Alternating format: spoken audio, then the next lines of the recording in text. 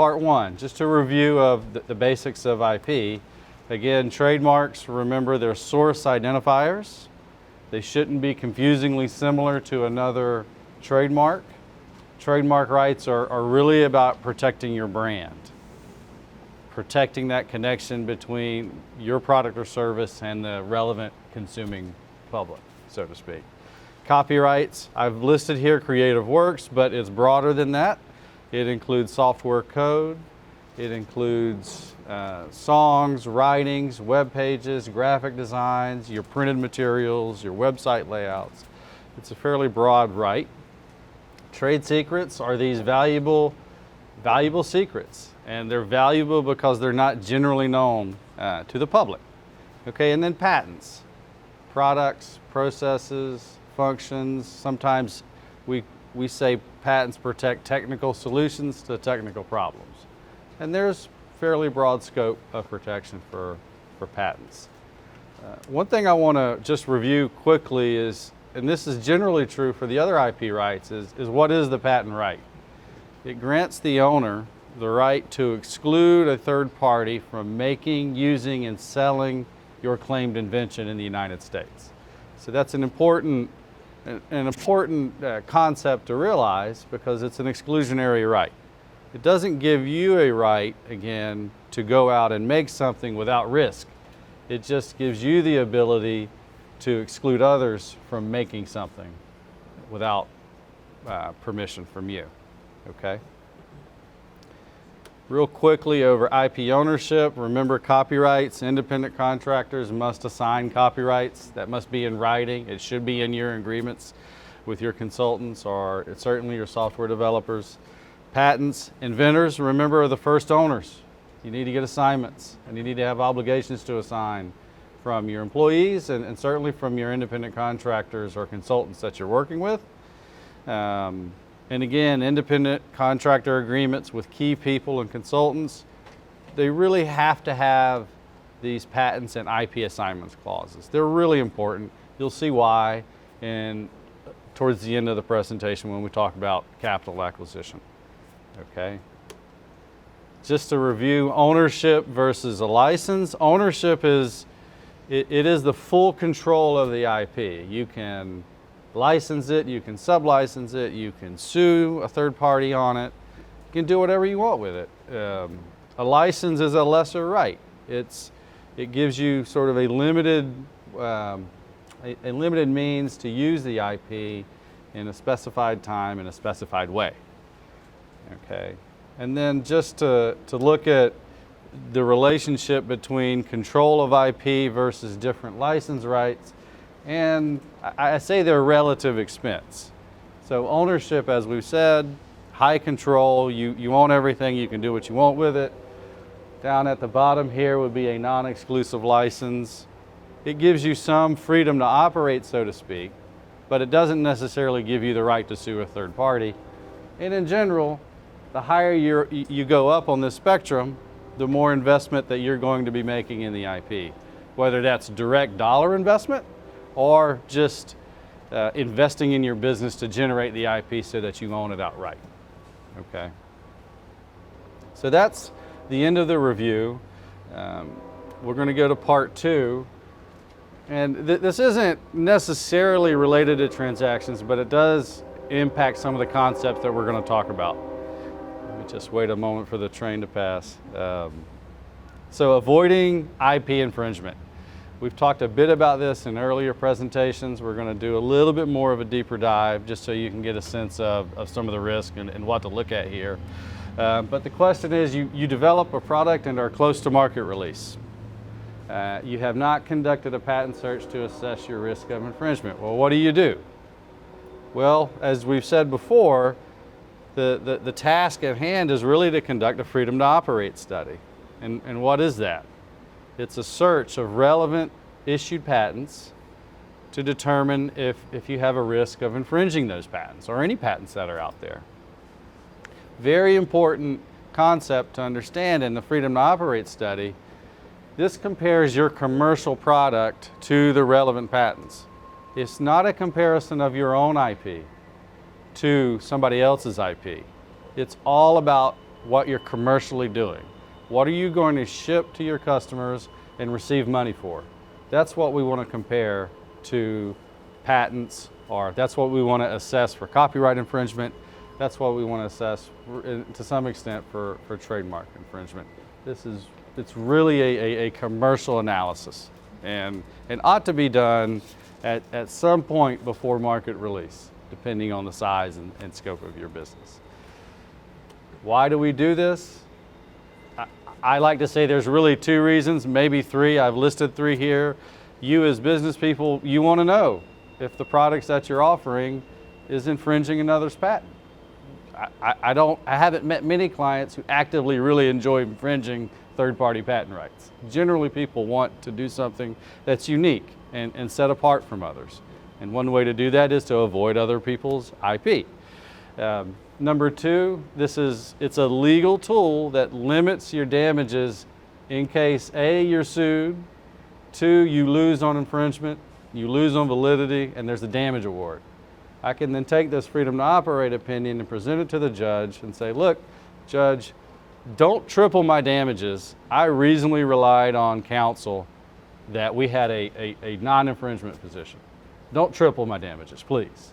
So that's also what the freedom to operate study does. That is a real exposure minimization strategy. So if you're looking at a damage award of $1 million and it could be tripled, the freedom to operate study just saved you $2 million.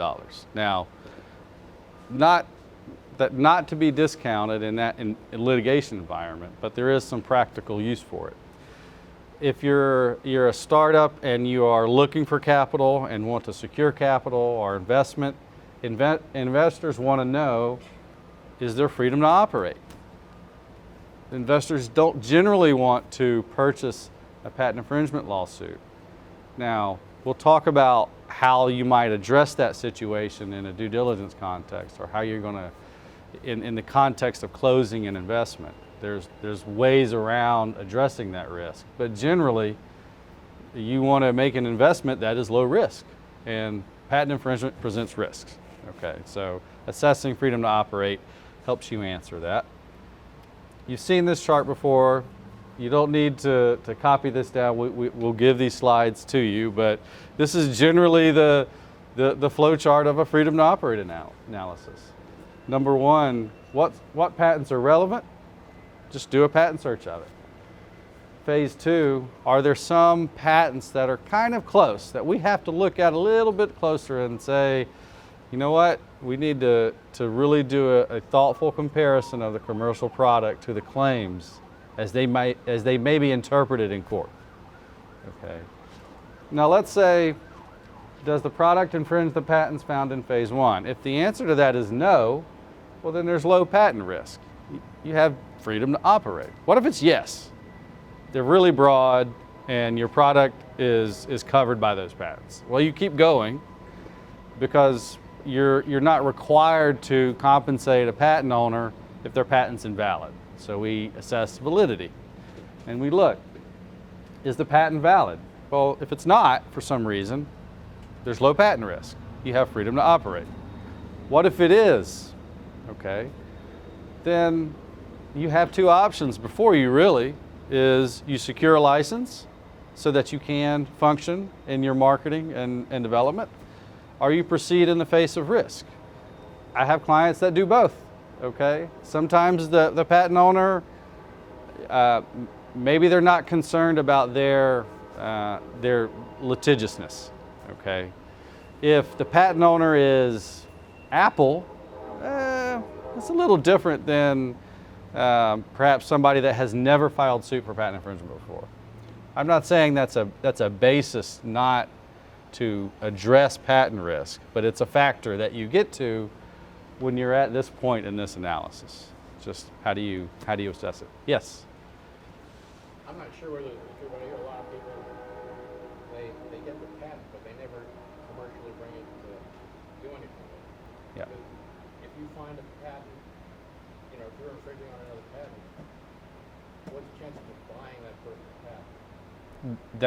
patent? That's another option. I should add this to secure license, proceed in the face of risk, or purchase the patents. no prohibition of doing that. And that is something that happens, quite often. Let me just repeat the question, and I think I'll, get it right. Rich asked if you could just purchase the patent to address the risk, basically. And that's an entirely, reasonable alternative, and does happen, quite often. Let's do a little bit more of a deep dive into what I mean by comparing a commercial product to the patent claims. You've looked at we've seen a variation of this in earlier talks, but let's say claim 1 of the patent is a device, and this is required elements of the claim: a brown widget, a gray gizmo, an actuator, and a controller. Okay? You come to me with product A. It says, look, Greg, we see this patent, we're about to release this, or we're about to invest a couple of $1 million in raw materials to help manufacture the products. We just want to know what our risk position is. Do we infringe? Well, your product A includes a brown widget, a gray gizmo, a first actuator, and a second actuator, and a controller. Close, but there's some differences. Well, product A still infringes, okay, from just a literal infringement standpoint. You don't have freedom to operate there. You have a risk of patent infringement. And then at that point, you have a decision to make. Do we test the validity of it? Do you approach the company to secure a license, or to possibly purchase the patent outright? All right, that's one option. The other option is maybe we can make a slight change that isn't detrimental to your product development plans and doesn't greatly impact just the product features that you have. So let's look at what that looks like. Product B, we do what we call a design around analysis. And you come back and say, look, I think I can change the color of the gizmo and it not be a big deal. My supplier can do that switch easy. It's not going to, if I have any regulatory issues, it's not going to present any regulatory issues. You don't have to change any product packaging. There's a whole number of reasons changing the gizmo is easy. Let's say we do that. Well, now we have a brown widget still, a black gizmo, a first actuator, a second actuator, a controller. Well, product B doesn't infringe the patent anymore because I have a black gizmo, not a gray gizmo. And in some sense, avoiding patent infringement is that simple. It's easy for me to say, but then you as developers typically have to go find these design arounds. That's not always easy to do. But the point is, when you're faced with some patent infringement risk, you have options. It's not the end of the road, so to speak. You can change your product, you can get a license, you can purchase the patents, okay?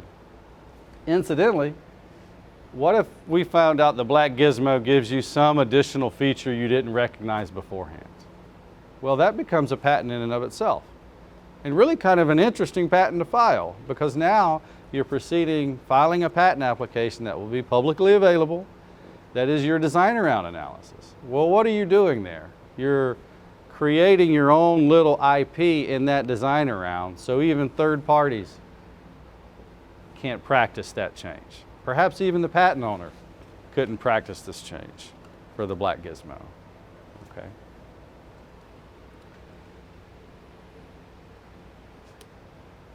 So how does an FTO study impact top line, bottom line, and capital? Well, avoiding infringement certainly avoids unexpected costs.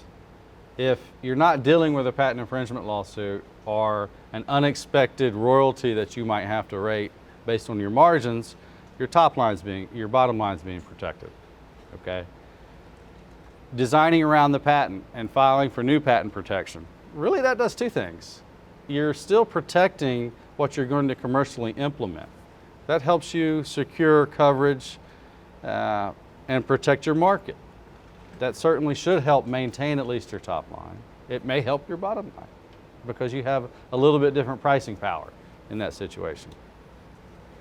I'll say it again, and I'll say it more in the presentation. Risk mitigation attracts capital. It does. Not necessarily having zero risk, but having faced a risk and have a reasonable plan to address it is as important as minimizing the risk itself, especially with early stage companies. Okay. Timing. when do you do the FTO study? Okay, there is the right time to do this. If it's very early stage conceptual work, that's probably too early. Okay, if in the example I gave you earlier, you're about to spend $500,000 on component parts, it's probably too late or just later than it should be. But there's this period between conception and where you have a completed manufacturing deck, you're ready to go. Sometime before that, but closer to commercialization. It should be at a point that you can adjust your product if you need to. Okay. Where that is for each business is going to be different. Okay. And there's no right point, but the idea here is to think about it at the conceptual stage when you're conceiving the ideas, but certainly implement this at some point before you start attracting and generating revenue on your products. Okay, next we're going to move to part 3. This is IP and licensing transactions. Okay.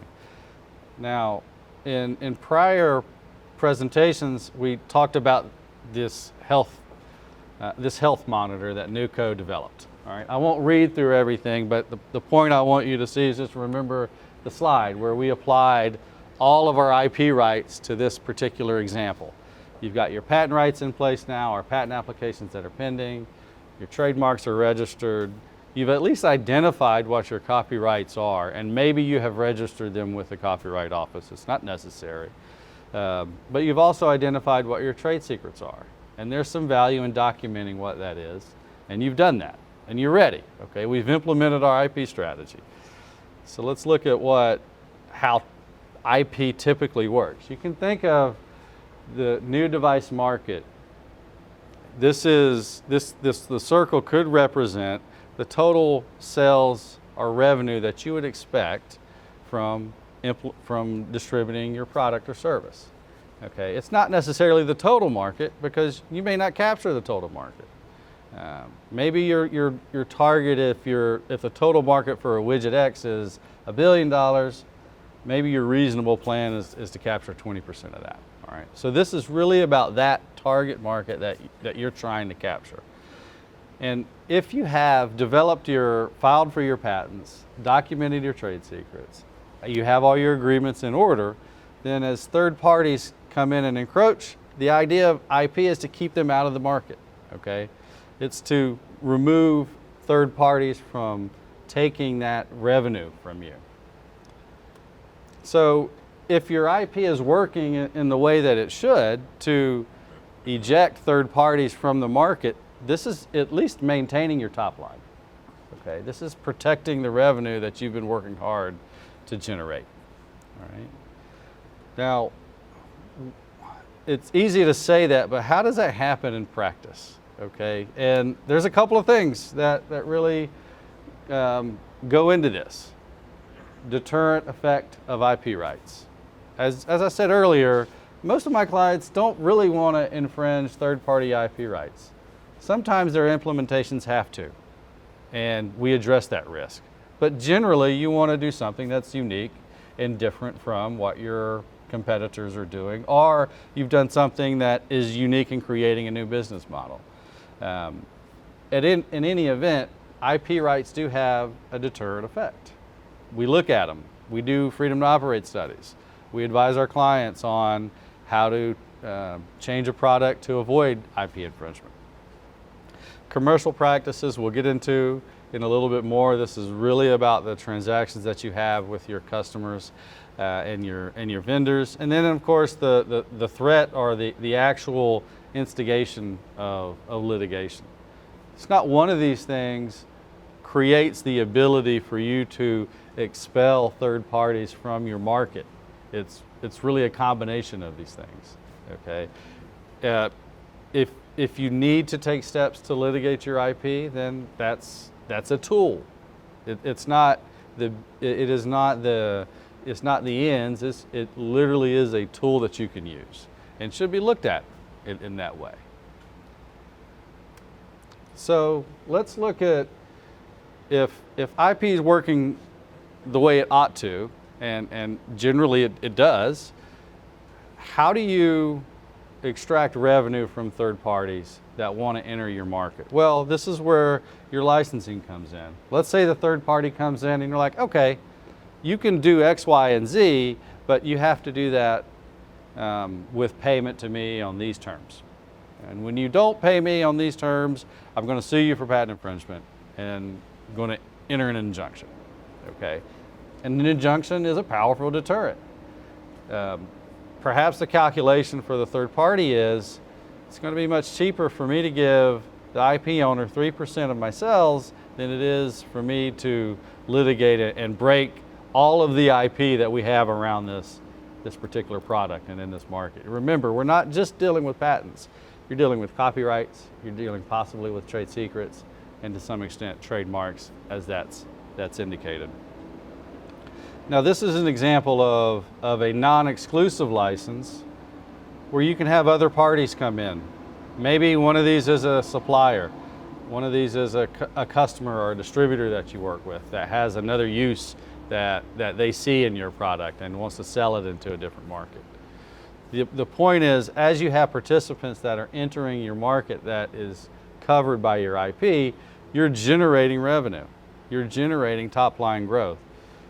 And certainly bottom line growth. If, for example, you can license your IP for a different use that you didn't expect, in a lot of ways, that's just money directly in the bank without a big outlay of capital. It's an unexpected benefit. So again, how does this work? Business transactions, supplier agreements, customer agreements, joint ventures, how you engage the different participants within your market, within your industry, merger and/or acquisition. It's not uncommon for a smaller company that has a pretty strong IP position to sue a larger company. And if the larger company feels they can't win the case, they'll just buy the smaller company. That's not necessarily a bad thing for the shareholders in that situation. But you're only in that position if you've implemented your IP strategy in sort of a robust way that's appropriate for your business. Okay. Litigation is just an extension of that. There will be a point as you grow. Success breeds copiers. Okay. If you're successful, you will be copied, and there will be a point in your path of your business cycle that you'll have to make a decision whether you want to file suit to force somebody to a negotiating table.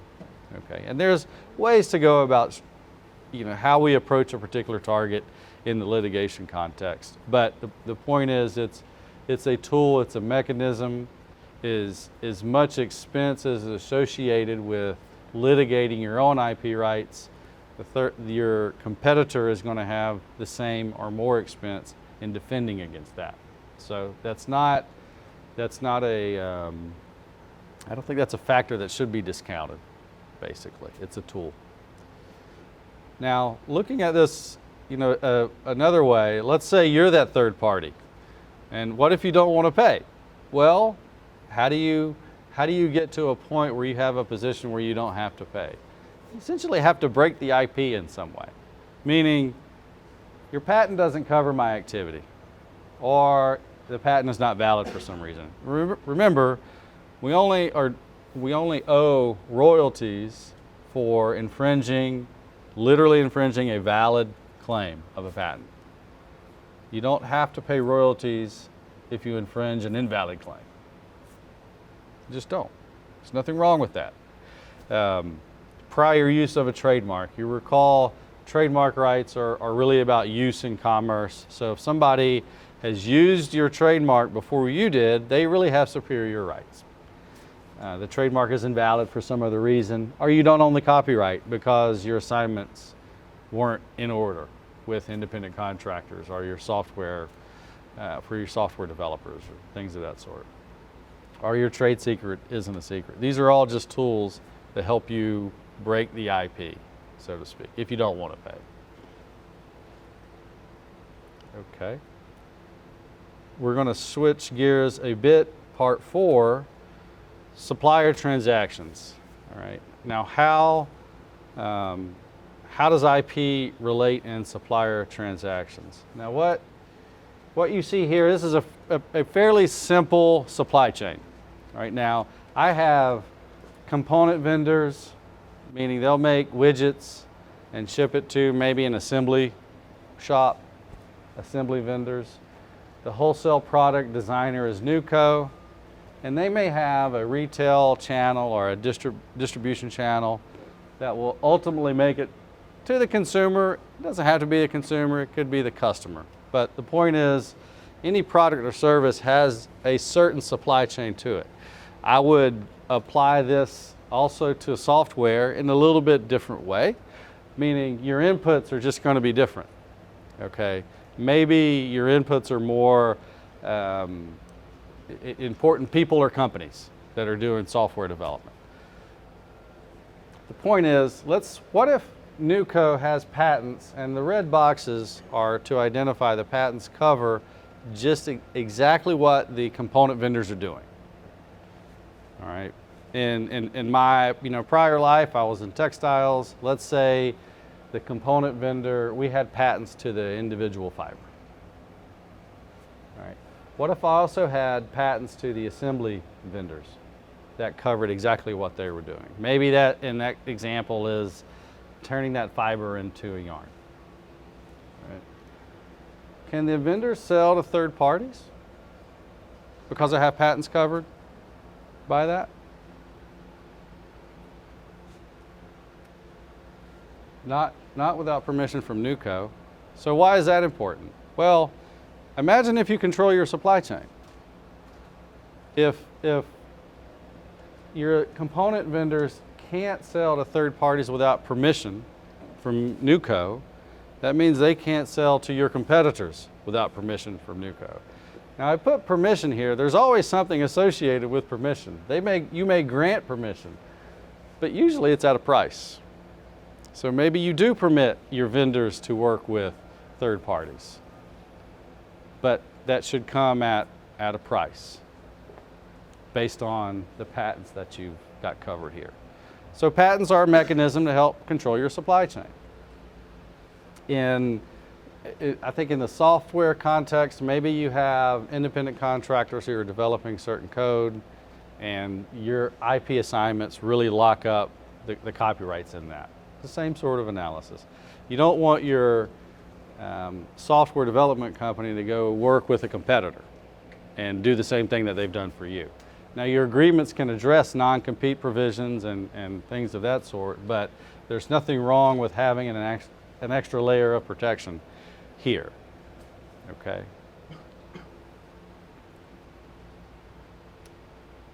As I said, because we're covering sort of, downstream or upstream issues in the supply chain, this is really an indirect attack on your competitors because you're preventing their ability to procure the things that make your widget interesting and unique. Okay. Let's look at this again from a customer transaction standpoint. And this example is probably more classically what patents do. They really cover your activities. Patents owned by NewCo, we have say a product patent to whatever they've invented. Okay. Now this analysis really looks a little bit further downstream to the distributor, the retailer, or whoever is really out buying things from the wholesale product manufacturer. Okay. The important thing here is the wholesale product manufacturer is going to be shipping products to the retailer, and the retailer is going to be sending back money for those products. So you want to cover exactly what is in that, what is being shipped. Okay. The widget in the box, so to speak. Now in this case, what we're really saying, can the retailer and distributor buy from a third party? Well, no, not without permission from NewCo. So patents, just to review, we're looking at protecting our supply chain in one way, but also protecting your distribution channels to some degree. Okay. Now let's look at one more. What does this do? Downstream distribution. Just to recap here, this is protecting your top line because you're really covering the money flow back to the wholesale product manufacturer in this case. If you didn't have patents, you can't prevent your retailers from, or your customers from going to a third party to get the same thing. They may say, here, I buy this mouse from company A, go make it, and they'll buy it from somebody else at a lower price. Okay. So I look at patents, sort of your own business patents, as at least maintaining your top line. It is there to protect your revenue stream that you've worked hard for. Now patents, what I will say, just because you get patents and just because you get IP, that doesn't mean all the other things about business aren't important. Marketing is important, your product is important, the technical features that it has, it's important. Your distribution channels are important. This is just a mechanism to help protect some of that revenue that you're seeking to generate in the long run. Let's look at another example, and I really like this one because one, of course, you're protecting your core product. This is what you're generating revenue for. This is a basic tenet of patent law, and if you're filing patents, it should minimum do this. But let's look at, we have patents that cover the assembly or the component vendors. Now you're controlling both ways along the supply chain. That's a really nice position to be in because you've locked in suppliers and you've locked in customers. You're reducing risk of product supply, but you're also reducing risk of competitive threat from competitors by controlling how it's distributed. Okay. Now, if we're looking at an investment, this looks pretty attractive because you've thought about what inputs go into your business and what the outputs are, and you're protecting those things that really impact that revenue and that stream. Okay. So, again, can the retailer and distributor buy from third parties? Can the vendor sell to third parties? Well, we know the answer. Not without permission from NewCo. Now, there's an important point here. Let's say you're in this position where you've developed your IP and you've got some control of your supply chain and some control of your distribution channels. What do you do when your vendors do want to sell to a third party? Or your distributors want to do something different? Well, because they have to come to the negotiating table, it at least opens up the ability to either enhance your relationship with your vendors and your distributors. It brings people, to the table so that you have the ability to say, you know what, distributor X, your sales are down 10% over the last 2 years. We think you could be doing more. You need to invest more of your own marketing dollars selling our things. Okay. That's entirely plausible negotiation strategy so long as you have this leverage. Okay. Same thing with your suppliers. Suppliers says my raw material components are, we're going to give you a price increase. Oh, and by the way, we want to sell to a third party. You're like, not with a price increase or some other negotiation tactic. It just gives you options. And a lot of what IP is and a lot of what IP development is, in some sense, they're abstract and tangible things. And it's hard to see exactly the value I have today of investing time and effort in doing a patent application. This is what IP is designed really to help you in the future. Okay. In this situation, when you envision success for yourself, how are you going to protect your revenue streams from coming in and then the risk of product control on the input side? Okay. Now, we're going to move on to capital acquisition. And I went back if you may remember these examples. And at the end I had, then comes a mammoth due diligence request. Okay, if you're seeking investment from private equity, venture capital firms, or strategic partners who just may be other corporations, you will get a mammoth, and I mean an intense due diligence request. And you need to be ready for it. The best way to be ready for that is to start to establish these practices that we've talked about now. So this is, don't try to read this, but this is an example of an IP due diligence request that a client of mine received from a private equity firm. You know, A through H, a list of all IP rights owned by the business, any agreements, licenses. I mean, there's a lot of stuff here. But, you know, what if you don't have anything to put on the list? It's kind of anticlimactic for a due diligence investigation. This one is very interesting. A checklist with attachments summarizing and documenting that each issued and pending patent has assignments from the inventors. You just want to be able to check that list off. It's just, you don't want to create an issue. So we get these things in place. I want to know all persons who participate in the development or maintenance of products and businesses. Why do they ask that? Well, if somebody contributed to the business and you haven't put in their assignment agreement somewhere in the data room, you're going to be asked why. Where is the agreement? Okay. Really important here. A listing of all previously prepared non-infringement, infringement opinions, including disclosure of any oral opinions. This is the freedom to operate studies that we've talked about. They want to know if you've done it. Okay, they're not asking for them. That's an important thing, just that you've done it. Now, let me just summarize. In my mind, all of this really boils down to two questions. Okay, is the technology covered? And I think about that in a broad sense. Do you have IP protection for your products or services? All right, and then what are third-party IP risks? Now think about ownership and freedom to operate issues in this context. If you don't own the copyrights, you have risks. Okay, you have third-party IP risks. Somebody could sue you for copyright infringement if you don't own the copyrights. And what is the plan to address those risks? Now I would say question one is really, in my mind, people are interested in the technology, but the question really is your revenue model protected?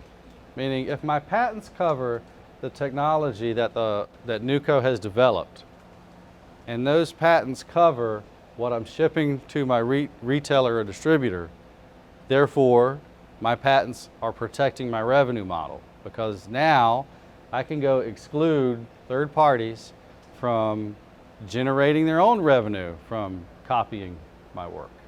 Okay, so is technology covered? To me, is really about protecting your revenue model. That's what your investors are going to want to see. In addition to your business plan, the IP should match up to that in at least a logical way. So do the patents cover what the target is going to sell? That's the question I'll get asked. Now, are there any third-party IP risks? This is where your freedom to operate studies come into play. If your company sells a product, would that product infringe a valid third-party IP right? It's the same analysis we've talked about earlier in avoiding IP infringement risk. Investors want to know if you've done this. And if the answer is no, that's not necessarily the end of the day, but wouldn't it be nice to not have to address an issue in the face of a significant transaction where you're going to be infused with a lot of capital? You know, this is, I don't want to say it's easy to do, but it can be done. And the idea is more to have a plan. Are they buying a patent infringement lawsuit? I mean, this is really gets to the heart of the matter, or a copyright infringement lawsuit. So let's look at a couple of scenarios where we would ask these two basic questions. And when I'm hired by a venture capital firm or private equity, this is what they're asking me. Does the IP cover the technology? And is there third-party IP risk? And I have to make an assessment. I have to give a definite recommendation. Scenario one, yes, patents cover the technology and the revenue models, reasonably well. We can make that assessment. Is there third-party IP risk? Low to moderate risk, but adequate plans in place. An FTO study was completed. All right. I'm not necessarily looking at the merits of the FTO study, but number one, that you've done it, and number two, that if there is an infringement risk, did you continue and do the validity study? Or do you have some reasonable design around in place that addresses it? There is no zero risk position in business in any context. You'll hear that from others, not just the IP attorney. And so my assessment of looking at an investment, low to moderate risk, that's a pretty good recommendation. I'll never say it's zero risk. You don't know. There could be patents out there you didn't see. Does the transaction close? Most often in these cases. Are there other factors at play in closing a significant investment? Absolutely. This is not everything. But if the due diligence counsel can make these recommendations to the investor, it just removes those issues. You don't have to deal with them in those negotiations. And you're really talking about whatever the deal is, a stock price, an asset purchase, and those terms. Those are the real terms that you really want to be spending your time on. Okay, scenario two, does the IP cover the technology? Limited protection or none? Maybe we have our IP assignments in place, we have copyrights, but we haven't filed any patents. But there's low to moderate risk, but adequate plans in place. FTO study completed. Sort of a mixed bag. We'd like to see patents covering the technology. My guess is in the midst of that negotiation, and what I would recommend to the private equity firm is when you close, they need to have a plan in place to address this. Okay, maybe that's enough to get the investor over the hump. Maybe there's other issues that come into play, but this is a doable thing.